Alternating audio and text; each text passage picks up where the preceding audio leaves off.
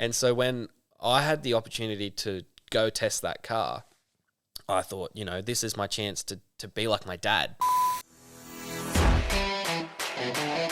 Go, go, go! And you're doing it, he's in! That's a massive crash, and it's happened immediately! This is amazing!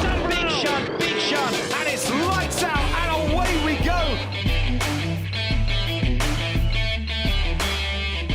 It was at that point in time that being at the State Series events, Paul Liston was there he was running his Listec team, and, you know, Paul, you'd always sort of see Paul, you know, you can see, I even see it now, you can see the drivers he's got his eye on, you know, the young kids that come through, you know, you see them, and they're always at the racetrack, because they're just based 5 minutes down the road from Eastern Creek. So even at test days, I always see them, without a doubt, pop their heads out just to have a look. Yeah. And so Paul had spoken to Dad a few times, and obviously knew Don Holland, who was still part of our program. And it was actually, I got involved in a pretty nasty shunt with Jake Hobbs at Turn 1 at Eastern Creek. Yeah. He spun in front of me. I had nowhere to go, and I cleaned him up and flew through the air. And it's actually on YouTube, I think. I think that video is still on YouTube. Should we find it? Yeah, you can if you want. want. Find it? Yeah, Right. I think just search Jimmy Vernon Formula Ford crash at Eastern Creek. For the listeners at home, this is me testing out my first YouTube experience. What you need to do is you need to get this podcast on TikTok, mate. At TikTok. TikTok podcast. Dan has his podcast set up for TikTok now. Yeah. He just opened it from season 1 and put all the older videos. But we'll be cutting. I'll have to check it out. From these episodes, we'll be cutting special ones just for TikTok reels. Yeah, sweet. I love TikTok. It's great. Jimmy Vernon, Formula Ford. Eastern. Type in Formula Ford crash at Eastern Creek. It'll probably come up. Okay, let's see. Well, it was a pretty nasty shunt, actually. I was pretty. Formula Ford 2013. Is that it? Yep, that's it. Let's see if it comes up. Hopefully. Here it is. Okay. Yeah, it's pretty scary. I was just staring. Is this the crash one? Or is this? Here This we is go. it. This is it. This is Jake Hobbs. Jake Hobbs is a couple cars in front. So we were in this real big battle, and it was real wet. Yeah. And this was actually, I'm pretty sure this was the battle for the lead in the Kent class. Yeah. So we've all pulled out of the slipstream, and I was like, I won't try anything stupid here because it's wet. And Jake's lost it, and I've gone, no. And I just had nowhere to go. Holy crap. I think I remember that because I was racing at the time then too. Yeah, it was a big shunt. I think my wheel ended up about maybe 50 mil off his helmet. Yeah. You could see in his car where it, you know, the tire track went up and over the side of the car, and it was pretty gnarly. And that was, I hadn't been racing for very long then, and so that was pretty scary. So that was that your second or first year in Formula Ford? That was second. Yeah. But that crash in particular, I had a historic race meeting, the big one they do in June at Eastern Creek. That was the very next weekend after that race that happened just there. And Paul Liston was there because he's always there. But Paul Liston saw that crash happen, and he came straight up because they're fabricators as well. And he said, "You guys need a hand?" And Dad was like, "Oh, he's supposed to be racing next weekend, but there's no way." Like, the car was buggered. Like, yeah, there was, it looked pretty bad. Yeah, the front end was gone. We were lucky we had a spare nose cone and things like that, but the actual, like, suspension arms and things like that, toast. And I looked at it and I was devastated because this is my race car. It's buggered, you know. And Paul went up to Dad and said, "Yeah, you know, so you're racing next weekend?" Dad went, "Yeah, well, we're supposed to be, but there's no way we're ever going to get there." And Paul went, "I'll get you there." Yeah. And sure enough, he rebuilt that car within a couple of days, and we were there the very next weekend. Paul Liston did. Yeah. And did he take that car to his shop? He and Joe built all the suspension arms and everything for it. And whilst they had that, they took, you know, they made jigs and everything so they could make more if they had to. Yeah, wow. But they turned that around real fast, and they got that car back on track for the next weekend, and we won, you know. And it was that point in time that I think, you know, we started that association with Listec, and Paul was looking for his next young driver, and he wanted to take the step to race the National Formula Ford Championship. And at the time, we had like quite a few good results in state level and things like that, racing against some pretty good drivers. Yeah. And Paul basically said, "I want you to do a test in the Duratec." For me, my dad raced National Formula Ford. And so, as I said, my dad was my Michael Schumacher. And if he raced National Formula Ford, I looked at that as like, you're a professional racing car driver at that time. And so when I had the opportunity to go test that car, I thought, you know, this is my chance to be like my dad, you know, and that's all that went through my little head. I was like, I'm going to be like dad if I can get this across the line.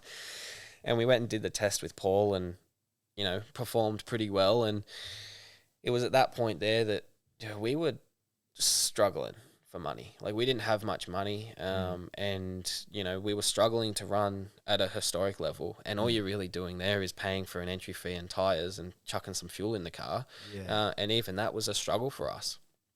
And so we sat down and spoke to Paul Liston, because at that time, you know, to run national level Formula Ford, it was the year I did it was 2014, and that was the year that they took it off the Supercars calendar. Yeah, that was when the F4 saga kind of... No, F4 was 2015. Yeah. So it was the year after. But they were preparing, CAMS were preparing to switch it so over. they obviously had that plan that they were going to, like, basically squash Formula Ford and push them off the main calendar to make way for F4. Yeah.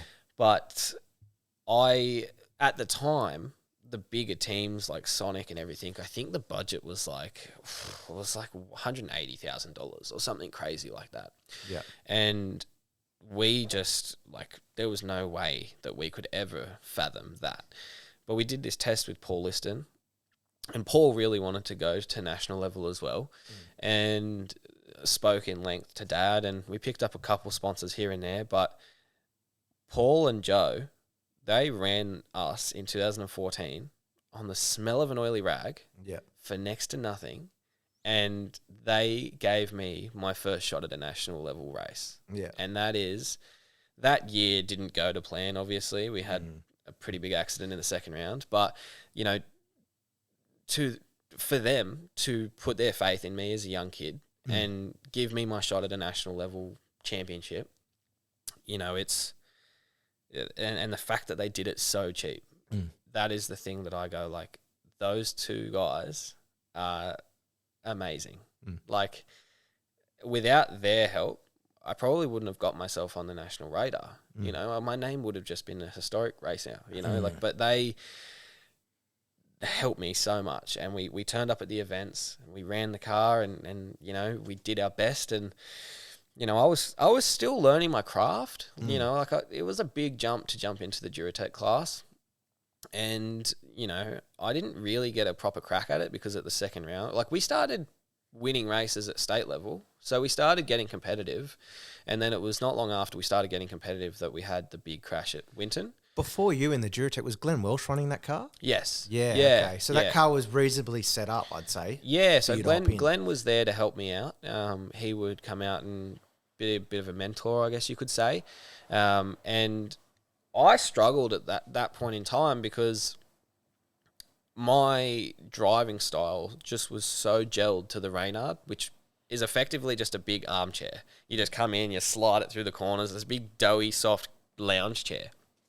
But you jump into a Duratec and the Listec, and it was like a different beast. And I had to wrap my head fully around that. And it was great having Glenn there because he helped me a lot to say, you know, this is how you should try to drive and change your driving style here and there. And, you know, he helped us get competitive a lot faster. Yeah. And it's just a real shame. Like, looking back at that year, I wish we had a chance to do the full championship, because it would have been good to see how we progressed through the year.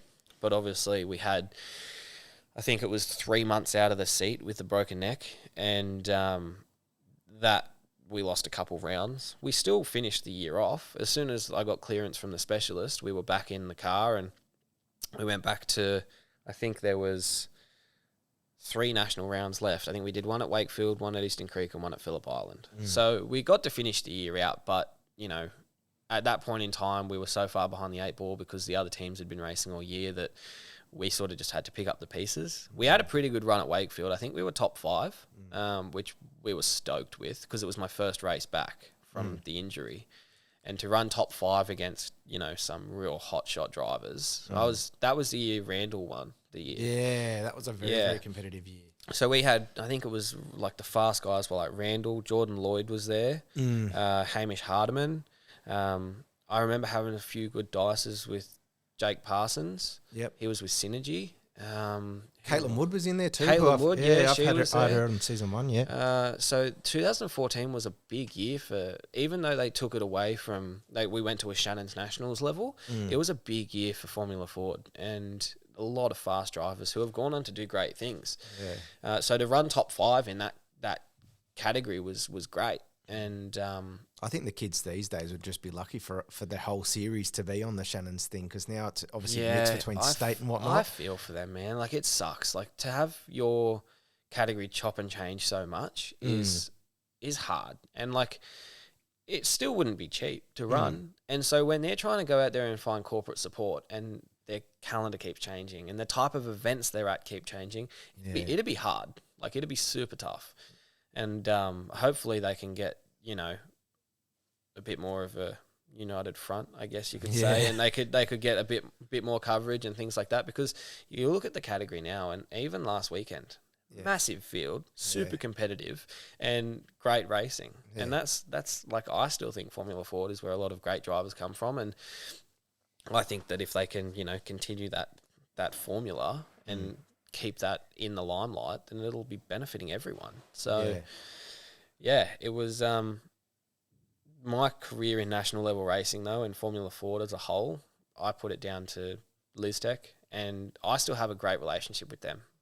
They still will help me out with even stuff on my production car if I need it. And, they're always at the racetrack, as I said, and I always catch up with, them and talk about, like, I'm still really good friends with Will Liston. We've basically been like a little family unit since I raced for them, and I'm super grateful that relationship stayed strong.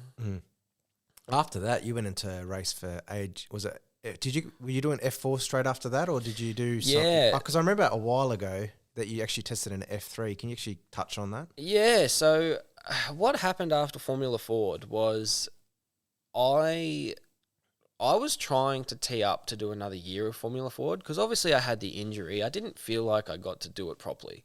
So I was like, let's try to do it again in 2015 and see how we go. And so I went and had a meeting with Tool Force and pitched to them this really good proposal for Formula Ford for the following year. And they were pretty interested. They were like, oh, that sounds pretty good. And it was all looking like it could be a thing that could happen, And then a couple of weeks later, CAMS announced F4. And it was that they did a great job of marketing that. Like, it was like it was in the V8 supercars, it was limelight. And to me, as a driver trying to build a profile, I was like, this is a global category. This is something I was sucked into it as well. And I was like, this is great. Like, all it was I called up and I said, can I have another meeting with you guys? I've got something else I want to talk about. I sat down with them and basically said, this is an option. We've got the option to go and race open wheelers in the front of the supercars with Fox Sports and all of this publicity. But it was a lot more expensive. And so I was like, I didn't think it was going to pay off, because they were already thinking about Formula Ford. So I was like, this isn't going to happen. And then a couple of days later, they called me up and said, let's give it a go. Let's put all our eggs in one basket and let's get you in front of the supercars. Let's go to F4. So we were the first driver to sign up. So you were the first official one? First official driver, yeah. So originally we were looking at seeing if we could run it as privateers, keep it cheap.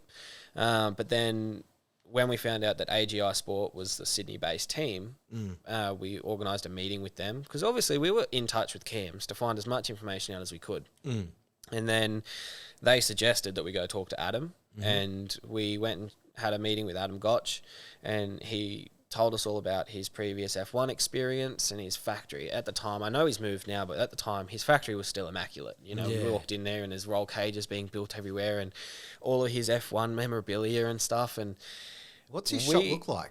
I don't know what the new one looks like. What did the old one look like? Yeah, the old one was it was like polished floors, like everything was just nice. You know what I mean? Like it was out at Peakhurst, and it was just professional. And they were running Nathan Gotch in the F3 car at state level at that time. And when you'd go out to the racetrack, even at state level, they had the pit walls, they had the nice fancy truck, they had just this presence that you could see what Adam had learnt in his time in F1 had come down through to what he was doing at the time. So we sat there and we were pretty impressed. We were like, this all sounds great. And Tool Force said, let's go with AGI Sport. And signed up for that year, and it was exciting. Yeah, as I said, first driver to sign up. It was a new category, and I still didn't have very high expectations for myself, but I thought, let's see how we go. And then as more and more drivers got announced, like Randall and, you know, these guys that I was racing Boyd against. from Formula 4 all these guys I was racing in Formula Ford, I was like, this is going to be competitive. Like, this is going to be a good championship to... we're all in the exact same car, so it'll be a great way to prove myself if I can do it or not.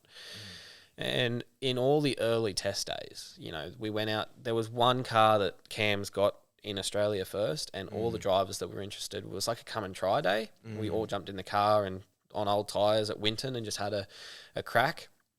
And at the time, you know, even guys like Chris Anthony were there from BRM. He was doing F3 at the time, but looking at his options. Yeah. And we all went out there at this test day, and in the morning session, I went out there and I was the fastest. It was no official times, but just on a stopwatch, I was the fastest because we were timing everyone. Because why wouldn't you? We were doing so this Phillip Island, was it? Winton. Winton, okay. Yeah. So we were fast, and it was looking really competitive. And I don't know who ran in the afternoon, but regardless, we were looking at like our times against the kids that were there on the day, and we were like, we might have a chance this year. Like, this looks good. And, you know, as I said, my previous best was like top 5 in Formula Ford at national level. So I had my expectations pretty low, but I wanted to just see how we could go. And then we went to Townsville for our first ever race meeting, and I was so excited. I was like, we're in the supercars limelight. Like, how good is this going to be? And we were fast up there. We were running top 3. And in the second race, it was a reverse grid race, and we were leading the whole race until the very last lap. Off a safety car restart, Tom Randall turned me around, and then I got collected by Zane Goddard, and we were out of the race. And if I had just finished that lap and won that race, we would have been leading the championship. Yeah, and I remember that. Yeah, it was. I was devastated because I was like, you know, we were fast, we had pace, but then in the first round we were taken out and we were behind the 8 ball again, and we were playing catch-up mode for the rest of the year. So, you know, we ended up getting quite a few podiums.